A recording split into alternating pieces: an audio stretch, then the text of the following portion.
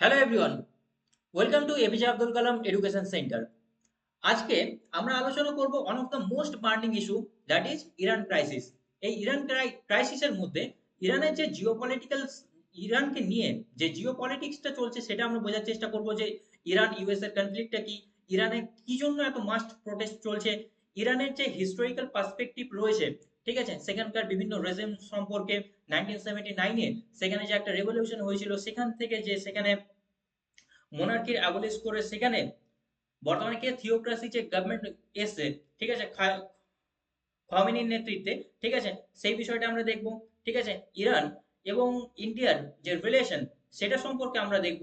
এবং সব থেকে বেশি ইম্পর্টেন্ট সেটা হচ্ছে যে ইরানের ইম্পর্টেন্সটা কি, ইরানের স্ট্র্যাটেজিক ইম্পর্টেন্সটা কি, ঠিক আছে, সেই কোশ্চেনগুলোর আনসার কিন্তু এই ভিডিওতে আমরা খোঁজার চেষ্টা করব।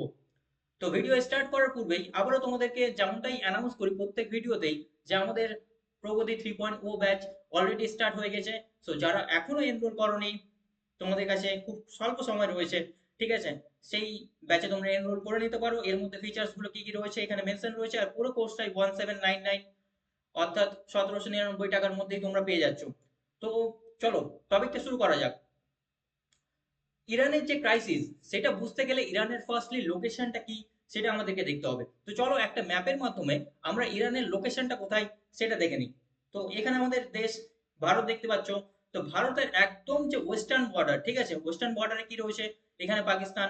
আর পাকিস্তানের পাশেই রয়েছে কি, এদিকে রয়েছে নর্থ ওয়েস্টার্ন প্রভিন্সে রয়েছে কি আফগানিস্তান। আর একদম ওয়েস্টে রয়েছে কি ইরান।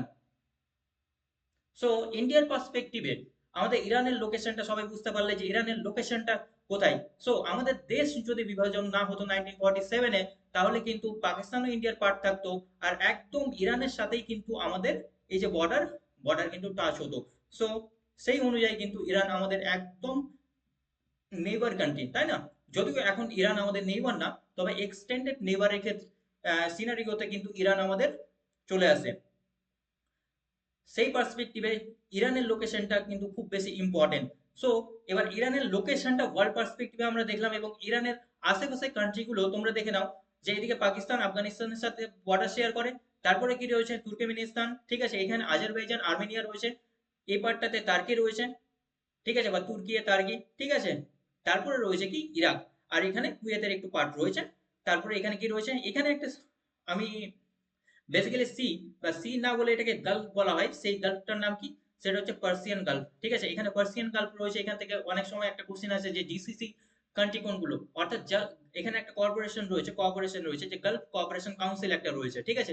এর মধ্যে 6-7টা কান্ট্রি রয়েছে, যে কান্ট্রিগুলো কি কি, ঠিক আছে, বা গালফ, পার্সিয়ান গালফের আশেপাশের দেশগুলোর নাম কি। তো আশেপাশের দেশগুলো এই ম্যাপ থেকে তোমরা মনে রাখতে পারো, যে ইউএই রয়েছে, এখানে কাতার, সৌদি আরবিয়া, কুয়েত আর ইরান, ঠিক আছে। তারপরে এখানে একটা স্টেট দেখতে পাবো, সেই স্টেটটার নাম হচ্ছে state of Hormuz. State of Hormuz state basically কি, স্টেট হচ্ছে একটা ন্যারো চ্যানেল যেটা দুটো ওয়াটার বডিকে কানেক্ট করে, ঠিক আছে। সো এখানে একটা স্টেট রয়েছে, স্টেট অফ হরমোজ, ঠিক আছে, আমি লিখিয়ে দিই, এসটি অফ হরমুজ, সেই H O R M O Z. এটা হচ্ছে মোস্ট ইম্পর্টেন্ট কারণ, কারণটা কেন বেশি ইম্পর্টেন্ট, কারণ এটার মধ্যে দিয়ে অলমোস্ট 30% অয়েল আর ন্যাচারাল গ্যাস কিন্তু এটার মধ্যে দিয়েই এক্সপোর্ট হয়। তারপরে একটা এখানে গালফ রয়েছে, সেই গালফটার নাম কি, Gulf of Oman. So state of Hormuz question এইভাবেও আসতে পারে, স্টেট অফ হরমুজ কাকে কাকে কানেক্ট করে। সো পার্সিয়ান গালফ আর এখানে গালফ অফ ওমানকে কিন্তু কানেক্ট করে। এখানে একটা ন্যারো চ্যানেল রয়েছে, যেখানে সব থেকে কম দূরত্ব রয়েছে, এখানে ইউএই রয়েছে, ইউনাইটেড আরব এমিরেটস আর ইরানের মধ্যে, যেটা ডিস্টেন্স হচ্ছে 4 কিলোমিটার, ঠিক আছে। সো এরকম একটা ন্যারো চ্যানেল কিন্তু এখানে রয়েছে। এবার আমি ইরানের লোকেশনটা বুঝতে পেরে গেলাম যে ইরানের লোকেশনটা এখানে, কিন্তু আমি তো বুঝতে পারলাম না যে ইরানের সাথে ইউএস এর যুদ্ধটা কি জন্য, তাই না? এটা নিশ্চয়ই তোমরা কোশ্চেনের আনসার এখনো পাওনি। সো আস্তে আস্তে আমরা ক্লাসটা যত এগোবো, ততই কিন্তু তোমাদের কাছে এক একটা কোশ্চেনের আনসার কিন্তু ইজিলি ক্লিয়ার হয়ে যাবে। সো ফার্স্টলি আমরা দেখে নিলাম ইরানের যে লোকেশনটা, লোকেশন তোমাদের কাছে আশা করি ক্লিয়ার হয়ে গেছে। আর সব থেকে উপরে একটা সি রয়েছে কি, সেটা হচ্ছে কাস্পিয়ান সি, ঠিক আছে। আর এখানে একটা সি রয়েছে, সেটা হচ্ছে আরাবিয়ান সি। তো চারিপাশে আমরা ইরানের লোকেশনটা কিন্তু দেখে নিলাম, তাই না? এবার চলো যে হিস্টোরিক্যাল পার্সপেক্টিভটা কি, ইরানে এত রেভলিউশন, এত প্রোটেস্ট কেন চলছে, তাই না? এটার যদি আমি হিস্টোরিটা দেখতে যাই, তো হিস্টোরিক্যাল পার্সপেক্টিভ থেকেই যদি দেখি, তো প্রথমত যেমন আমাদের দেশ যখন ভারত 1947 সালে 15ই আগস্ট যখন আমরা স্বাধীনতা লাভ করি, তারপর থেকেই আমরা কি ডেমোক্রেসি, তাই না? ইরানেও ঠিক একই প্রকার, সেখানেও কিন্তু ডেমোক্রেসি এস্টাবলিশড হয়। সেই ডেমোক্রেসি রাজা, সেখানকার যিনি পিএম, ঠিক আছে, PM that means prime minister, প্রধানমন্ত্রী কে ছিলেন?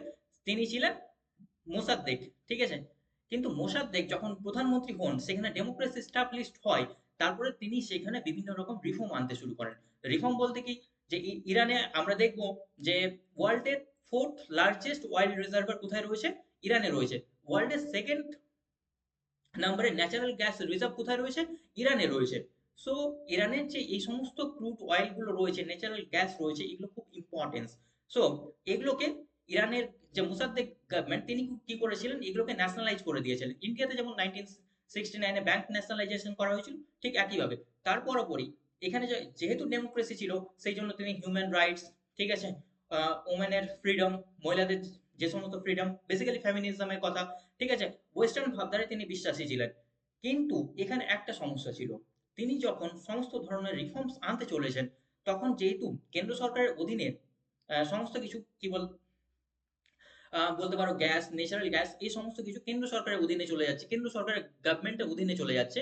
তখন যে সমস্ত ওয়েস্টার্ন কান্ট্রিজ রয়েছে, ওয়েস্টার্ন কোম্পানিজ রয়েছে, তারা কিন্তু এগুলোর পারমিট পাচ্ছে না এক্সপ্লোর করার। বেসিক্যালি যে জিনিসটা আমরা ইউএস এর ক্ষেত্রেও দেখলাম, যে ইউএসএ ভেনেজুয়েলাতে আক্রমণ করলো, তার one of the main reason ছিল সেখানকার ন্যাচারাল গ্যাসের জন্য, তাই না? এবং অয়েল রিজার্ভের জন্য। ঠিক একইভাবে এই সবকিছুর অ্যাক্সেস কিন্তু ওয়েস্টার্ন কান্ট্রিজ, বেসিক্যালি ইউএসএ এবং ইউকে, পাচ্ছিল না এখানে ডেমোক্রেসি স্টাবলিশ করার পরে। সেই জন্য 1953-তে তারা, যে মোসাদ্দেক গভর্নমেন্ট, তার রেজিমটা চেঞ্জ করে। সেখানে তার আগের, এর আগে যিনি গভর্নমেন্ট ছিলেন, সেখানে কি ছিল? সেখানে মোনার্কি ছিল, ঠিক আছে, সেখানে মোনার্কি ছিল। শাহ পেহলভির একটা গভর্নমেন্ট ছিল। তাকে আবার রিস্টাবলিশ করা হয় বিটুইন 1953 টু 1979, এর মধ্যে তিনি শাহ পেহলভির যে গভর্নমেন্ট, সেটাকে আবার রিস্টাবলিশ করে সেখানে ইরানে মোনার্কি ফিরে আসে। সো এখানে থেকে একটা জিনিস তোমরা বুঝতে পারবে, যে ওয়েস্টার্ন কান্ট্রি সবসময় যে ডেমোক্রেসির কথা বলে, যে ডেমোক্রেসি স্টাবলিশের কথা বলে, যে সব জায়গায় আমরা ডেমোক্রেসি চাই, ঠিক আছে, যেমন চায়না আর রাশিয়াতে, বেসিক্যালি নর্থ কোরিয়াতে সেখানে ডেমোক্রেসি নেই, ঠিক আছে, সেখানে সেখানে সোশ্যালিস্ট গভর্নমেন্ট রয়েছে, সোশ্যালিস্ট বেসিক্যালি না, সেখানে কমিউনিস্ট গভর্নমেন্ট বলতে পারো, ঠিক আছে। সো ডিক্টেটরশিপ রয়েছে, এক প্রকার কমিউনিস্ট পার্টির সেখানে শাসন রয়েছে। বেসিক্যালি সেখানে ডেমোক্রেসি নেই, ঠিক আছে, এক বাক্যে মনে রাখো। কিন্তু ইউএসএ যতই বলুক না কেন যে ইউএসএ এবং western countries we are the flag bearer of democracy, কিন্তু তারা এখানে কি করলো, যে আবার পুনরায় মোনার্কি এস্টাবলিশ করলো, এবং তাদের যে ফেভারিট একজন ব্যক্তি সেখানেই তাদের কাঠপুতলি হিসাবে বসিয়ে দিল, যাতে সেখানকার মাইন এবং অয়েল রিজার্ভের তারা এক্সপ্লয়েট করতে পারে। ঠিক এইভাবে আবার শাহ পাহলভির গভর্নমেন্ট সেখানে শুরু হয়। কিন্তু 1970 পরেই কিন্তু আমরা দেখবো কি, যে ইরানের যে জনগণ, তারা কিন্তু বুঝতে পেরে যায় ওয়েস্টার্ন কান্ট্রিজ এর প্ল্যানটা কি, এবং তারা বুঝতে পেয়ে যায় যে ওয়েস্টার্ন কান্ট্রিজ এক প্রকার অন্যভাবে ইম্পিরিয়ালিজম তাদের উপর ফলাচ্ছে, এবং সেখানকার যে রিসোর্স গুলো রয়েছে, তারা এক্সপ্লয়েট করে নিজের দেশে নিয়ে যাচ্ছে। সেই জন্য 1979-এ সেখানে আরেকবার ইসলামিক একটা রেভলিউশন হয়, এবং ইসলামিক রেভলিউশন কার নেতৃত্বে হয়? বর্তমানে আয়াতুল্লাহ খামেনি, যে ইরানের যে সুপ্রিম লিডার রয়েছে, তার নেতৃত্ব হয় 1979-এ। আর 1979 আমাদের ওয়ার্ল্ড হিস্ট্রিতে একটা one of the most important year, কারণ এই ইয়ারে কি হয়, যে রাশিয়া কিন্তু আফগানিস্তানের উপর অ্যাটাক করে, তাই না? কোল্ড কোল্ড ওয়ার যে ফেজটা ছিল 1979-এ, তার মধ্যেই রাশিয়া, বেসিক্যালি তখন ইউএসএসআর, কিন্তু আফগানিস্তান অ্যাটাক করে। তারপরে কিন্তু যে ইরান, সেখানে ইসলামিক রেভলিউশন হওয়ার পরে সেখানে কি হয়ে যায়, একটা থিওক্রেটিক গভর্নমেন্ট শুরু হয়। থিওক্রেটিক গভর্নমেন্ট কিন্তু সেখানে শুরু হয় বেসিক্যালি, ঠিক আছে, পোস্ট 1997-এ। আর সেটা এই পর্যন্ত রয়েছে। আর এই গভর্নমেন্ট আসার পরে ইরানের যে সমস্ত ন্যাচারাল রিসোর্স গুলো রয়েছে, সেগুলো কিন্তু আবার সেন্ট্রালাইজড ওয়েতে অর্গানাইজ হতে থাকে।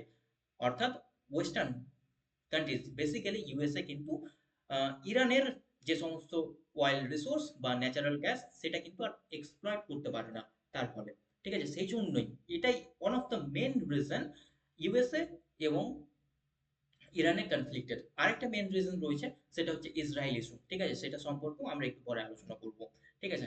তো এখানে আরেকটা টার্ম তোমরা পাবে, এক জায়গায় দেখবে যে elected officials. Basically elected official অনেক ধরনের হয়, ডেমোক্রেসি অনেক সংজ্ঞা রয়েছে, ঠিক আছে, সেগুলো আমরা অন্য কোনো ক্লাসে আলোচনা করব। ঠিক আছে, এখানে ক্লার্জি রয়েছে, বেসিক্যালি যে সুপ্রিম লিডার একটা টার্ম রয়েছে, যেমন বললাম সুপ্রিম লিডার।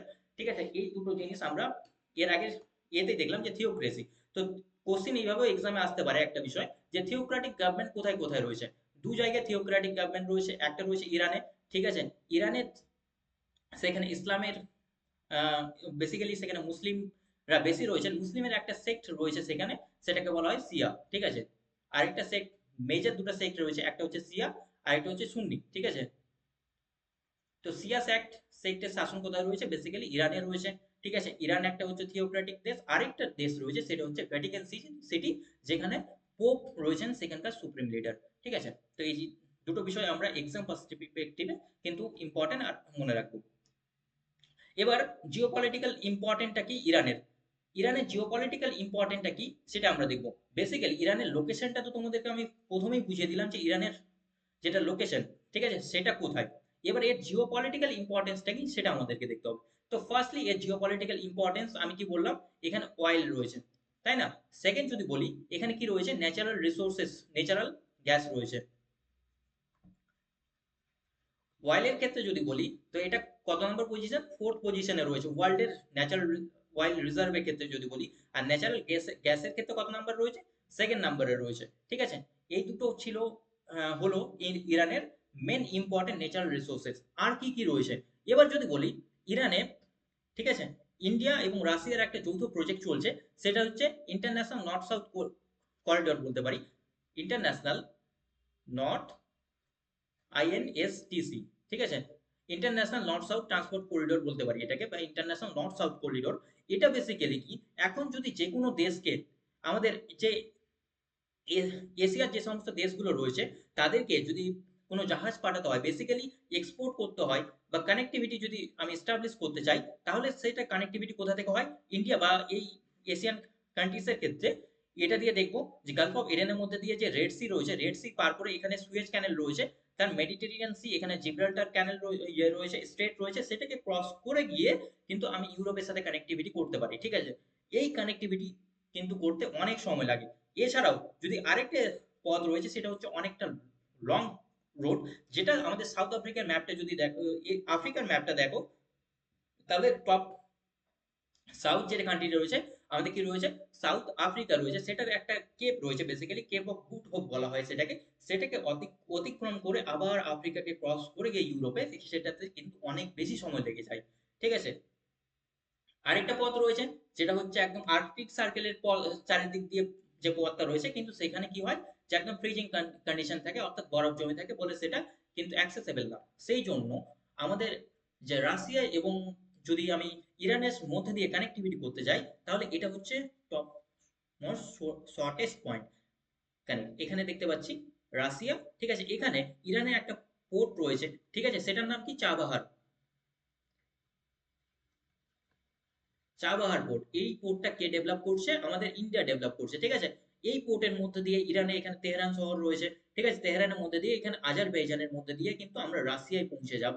এটা হচ্ছে টপ মোস্ট শর্টেস্ট একটা পয়েন্ট। আর এটার মধ্যে দিয়ে আমরা 14 দিন, ঠিক আছে, 14 দিনে কিন্তু রাশিয়াতে যে কোনো জিনিস এক্সপোর্ট করলে পৌঁছে যাবে। অন্য এই সুয়েজ ক্যানেলের যে রাস্তা, সেটাকে যদি আমি ধরি, তাহলে কিন্তু রাশিয়াতে পৌঁছাতে অলমোস্ট 30 ডেজ লেগে যায়। সো এখানে আমরা দেখছি যত সময় কম লাগবে, ফিউয়েল কম লাগবে, তত জিনিসের দাম কমবে, তত এক্সপোর্ট কিন্তু আমাদের বাড়বে।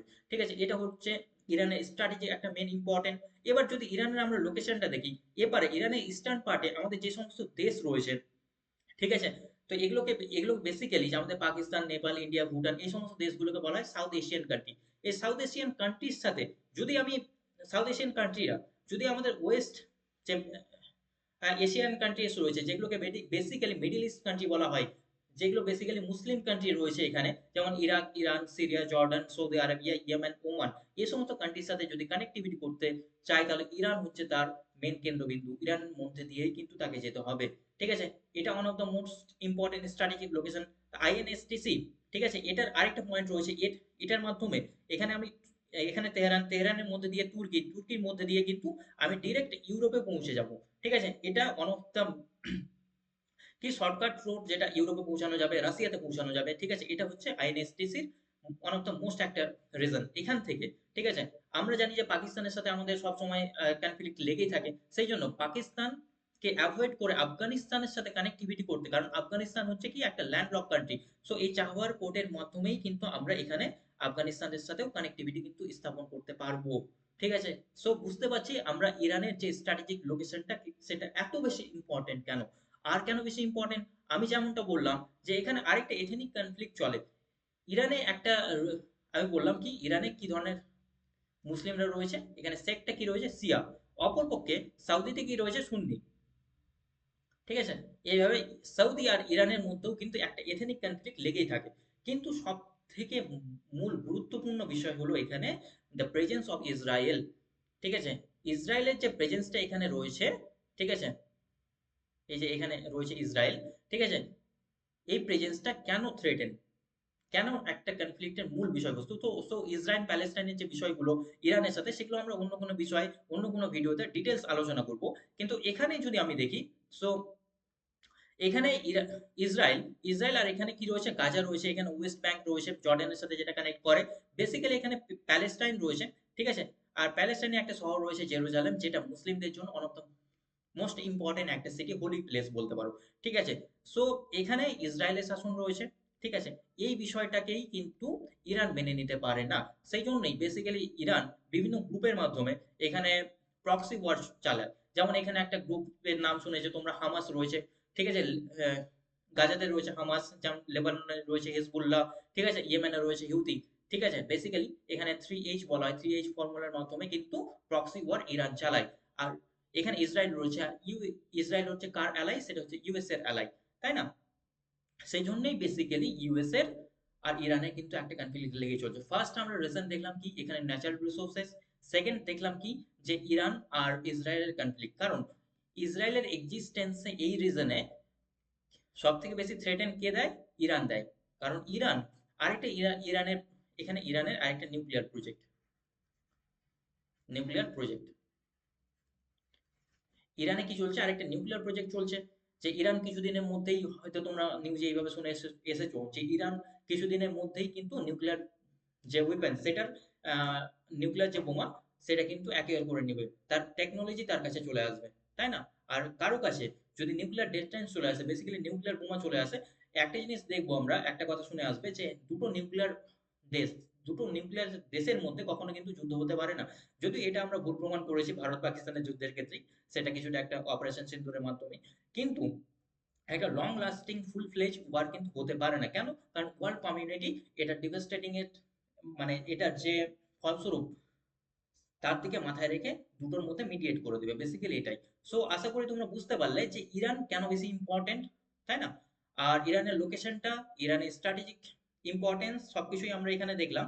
এবার লাস্টলি আমরা দেখবো কি যে ইরান আমাদের ইন্ডিয়ার ক্ষেত্রে এত বেশি ইম্পর্টেন্ট কেন, ইন্ডিয়ার পার্সপেক্টিভে ইরানের ইম্পর্টেন্সটা কি, সেটা দেখতে হবে। আশা করি তোমরা এতদূর তো ক্লিয়ার হয়ে গেল যে ইরানের লোকেশন। ঠিক আছে, ইউএস এর সাথে ইরানের কনফ্লিক্ট। এবার আসি ইরানের যে রেভলিউশন, বর্তমানে ইরানের যে প্রোটেস্ট চলছে, ইরানের যে বর্তমানে প্রোটেস্ট চলছে, সেটা সেটা জিনিস দেখি। ঠিক আছে, এগুলো অলরেডি আমি বললাম, ইরান ইন্ডিয়ার রিলেশন।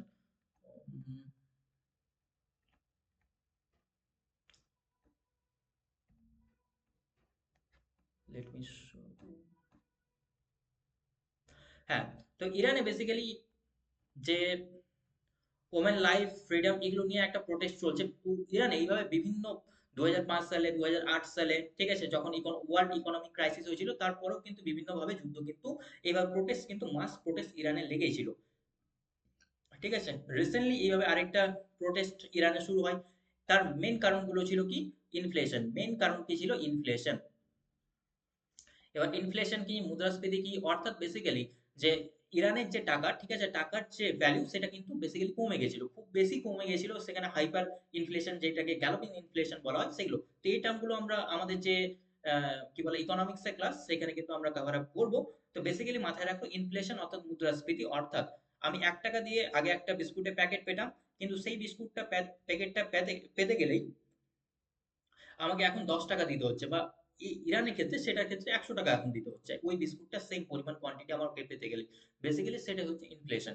ঠিক আছে, তো ইরানের ক্ষেত্রে এই যে ইনফ্লেশন সেটা অনেক বেশি হাই হয়ে গেছিল। কেন? কারণ ইউএসএ কি করেছিল, একে স্যাংশন দিয়েছিল।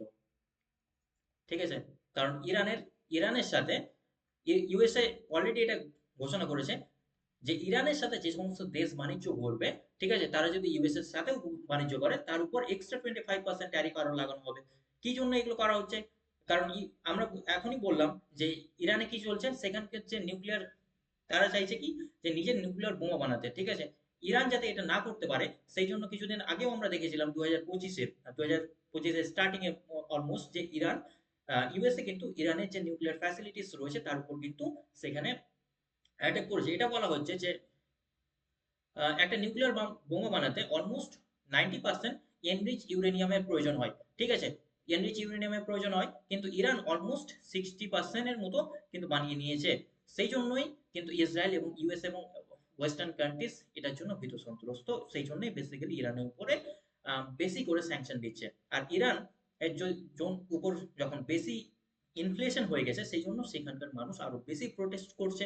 আর কি কারণে? কারণ সেখানে ওমেন রাইটস নিয়ে তারা প্রোটেস্ট করছে, একটা হিজাব ইস্যু নিয়ে, যে ওমেনরা চাইছে হিজাব ফ্রি ঘুরতে, কিন্তু সেখানে কি রয়েছে যে হিজাব ছাড়া বাইরে বের হওয়া যাবে না, এই ধরনের ওখানে কঠোর কানুন রয়েছে। সেই জন্যই বেসিক্যালি সেখানে একটা মাস্ট প্রোটেস্ট বেসিক্যালি সেখানে অর্গানাইজ হচ্ছে। আর এটাতে ফুয়েলিং কে করছে? ইউএসএ এবং ওয়েস্টার্ন কান্ট্রিজ। বেসিক্যালি বেসিক্যালি কিন্তু ফুয়েলিং করছে কি? ইউএসএ। কারণ ডোনাল্ড ট্রাম্প ঘোষণা করেছিল যে কি, যে help is on the way. ঠিক আছে, এগুলোর মাধ্যমে কিন্তু প্রভোগ করার চেষ্টা করেছিল বেসিক্যালি, কিন্তু ইরান রেজিম সেটাকে এক্সট্রিমলি ভাবে সেটাকে কি করেছে, দমন করেছে। তো এই ছিল ইরান ইস্যু। এবার আমরা দেখবো যে ইন্ডিয়ার পার্সপেক্টিভে এটা ইম্পর্টেন্সটা কি, তাই না? কারণ সব দিক থেকেই কান্ট্রিজরা একটা জিনিস মাথায় রাখে ন্যাশনাল ইন্টারন্যাশনাল রিলেশনের ক্ষেত্রে, সেটা হচ্ছে কি ন্যাশনাল ইম্পর্টেন্সটা কি। ঠিক আছে, ন্যাশনাল সিকিউরিটি ক্ষেত্রে এটার ইম্পর্টেন্সটা কি আমাদের, বেসিক্যালি এটাই হচ্ছে মূল জিনিস। সো ফার্স্টলি আমি যেমনটা বললাম যে আফগানিস্তানকে পাকিস্তানকে বাইপাস করতে, আফগানিস্তানের সাথে ট্রেড চালিয়ে যেতে আমাদের একটা ইম্পর্টেন্ট পোর্ট রয়েছে। সেটা হচ্ছে কি, যে চাবাহার পোর্ট রয়েছে, তাই না? ম্যাপে আমরা আবার আসি, তাহলে তোমরা ভালো মতো বুঝতে পারবে।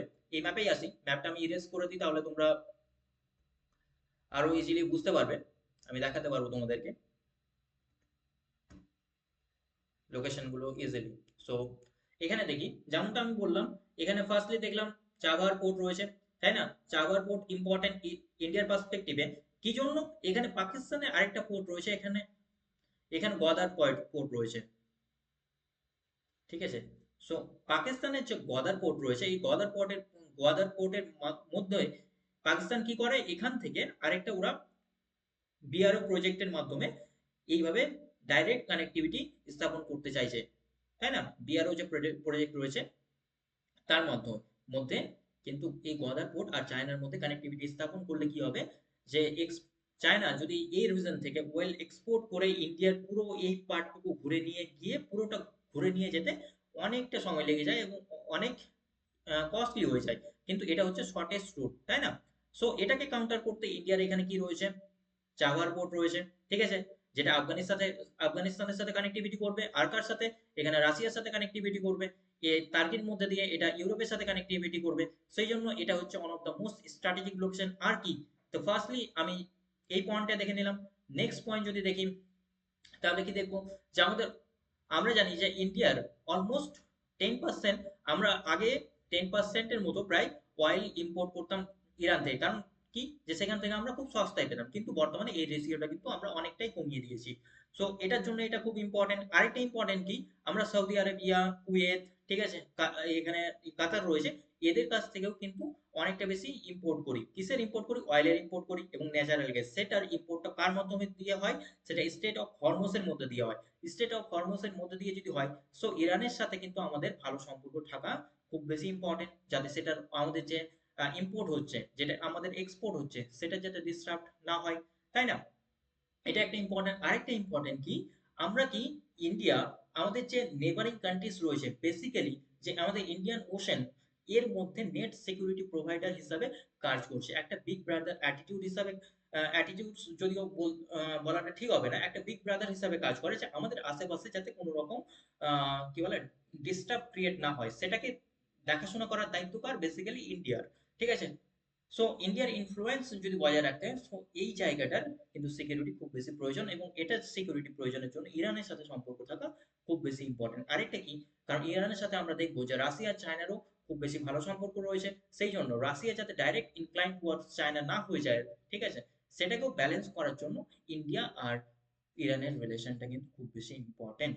সো আরেকটা আমাদের পলিসি রয়েছে, সেটা হচ্ছে কি, look West policy. So look West পলিসির মাধ্যমেও কিন্তু আমাদের এক্সটেন্ডেড নেবারহুডের মধ্যে কিন্তু ইরান চলে আসে, সেই জন্য ইরান কিন্তু খুবই বেশি ইম্পর্টেন্ট। আর যদি হিস্টোরিক টাইজ দেখি, তো আমরা জানি যে এখানে ইরান বেসিক্যালি সেখানে পার্সিয়ান এম্পায়ার ছিল, এবং পার্সিয়ান যে সভ্যতা, সেখান থেকে আমাদের যে ইরানিয়ান, সরি, আমাদের যে হরপ্পা সভ্যতা, এবং এখানে কি ছিল, টাইগ্রিস আর ইউফ্রেটিস দুটো নদী ছিল, তাই না? তো টাইগ্রিটিস এবং ইউফ্রেটিস নদীর পাশে সেখানে কি সভ্যতা ছিল, সেটা তোমরা কমেন্টের মাধ্যমে জানাবে যদি কারো জানা থাকে। সো তখন থেকেই কিন্তু আমাদের আর ইরানের একটা এনসিয়েন্ট যে টাইস, সেটা কিন্তু রয়েছে, যেটা বর্তমানেও চলে যাচ্ছে। ঠিক আছে?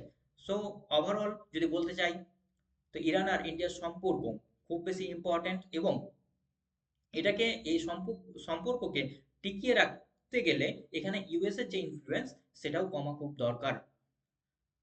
সো আশা করি বুঝতে পারলে যে ইরান আর ইউএস এর টাইস খুব বেশি ইম্পর্টেন্ট কেন। আরেকটা জিনিস আমি তোমাদেরকে বলে রাখি, যখনই আমরা দেখেছি এই রিজনে, বেসিক্যালি আমাদের যে মিডল ইস্ট রিজন রয়েছে, সেখানে যে কোনো ধরনের যখন ইনসার্জেন্সি, যে কোনো ধরনের ভায়োলেন্স ক্রিয়েট হয়েছে, সেটার ইম্প্যাক্ট ইন্ডিয়াতেও পড়েছে। কি ধরনের? যখন একটা ওয়ার্ল্ড সিনারিওতে আমরা দেখবো যে টার্মোইল চলছে, ঠিক আছে, সেই মুহূর্তে কি হবে, যে আমাদের নন স্টেট যে সমস্ত অ্যাক্টর রয়েছে, বেসিক্যালি যে সমস্ত টেররিস্ট গ্রুপগুলো রয়েছে, তারা কি হয়ে যায়, তারা একটা খোলা লাগাম পেয়ে যায় ইন্টারন্যাশনাল ওয়াটারে, এবং তারপরে কি হয়, তারা এই তো ইন্ডিয়ার বিভিন্ন জায়গায় এবং অন্যান্য দেশও, বেসিক্যালি ইন্ডিয়াতে, তারা কি করে, ভায়োলেন্স ক্রিয়েট করার, টেরার ক্রিয়েট করার চেষ্টা করে। সেই জন্য এখন যখন ইন্টারন্যাশনাল যে ওয়াটার, সেটা একটা টার্মোইল ফেজের মধ্যে চলছে, কারণ রিসেন্টলি আমরা দেখলাম যে আমাদের ট্রাম্প চাচা, তিনি তো ওয়ার্ল্ড ওয়াটারের যে সমস্ত নিয়ম কানুন, ইন্টারন্যাশনাল ল, সেগুলো তো তিনি তোয়াক্কাই করেন না, তাই না? রিসেন্টলি তিনি বললেন যে আমি গ্রিনল্যান্ড আমার আওতায় করে নিব, কখনো মনে হচ্ছে তিনি ভেনেজুয়েলায় আক্রমণ করে দিচ্ছেন, কখনো মনে হচ্ছে যে তিনি ইরানের উপর স্যাংশন দিয়ে দিচ্ছেন, কখনো মনে হচ্ছে যে 50% ট্যারিফ 500 পর্যন্ত ট্যারিফ তিনি ইম্পোজ করে দিচ্ছেন। তো এইভাবে ইন্টারন্যাশনাল লকে তিনি কিন্তু তোয়াক্কাই করছেন না, ঠিক আছে? যেমনটাই বলেছিল যে আমাদের লাস্ট ইয়ারে চাচা বলেছিলেন যে 2026-এ তো দুনিয়ায় খতম, ঠিক আছে, তো স্টার্টিং এর ইয়ারে, অর্থাৎ ফার্স্ট সেকেন্ড জানুয়ারি থেকে অলমোস্ট কিন্তু তার একটা রূপ আমরা দেখতে শুরু করে দিয়েছি, যে ওয়ার্ল্ড সিনারিও বিভিন্ন টার্মোইলের মধ্যে দিয়ে চলছে। সো ইন্ডিয়াকে উচিত এই মুহূর্তে যে একটা ব্যালেন্স ব্যালেন্স অ্যাপ্রোচ বিভিন্ন কান্ট্রিজের মধ্যে নিয়ে আসা, যাতে একটা স্ট্যাবিলিটি বজায় থাকে। সো আজকের ভিডিওটা এই পর্যন্তই। আবার তোমরা কোন টপিকের উপরে, কোন চ্যাপ্টার নিয়ে ভিডিওস চাইছো, সেটা অবশ্যই কমেন্টের মাধ্যমে জানাবে। আর দেখা হচ্ছে আমার নেক্সট ভিডিওতে। ততদিন পর্যন্ত ভালো থাকো, সাবধানে থাকো।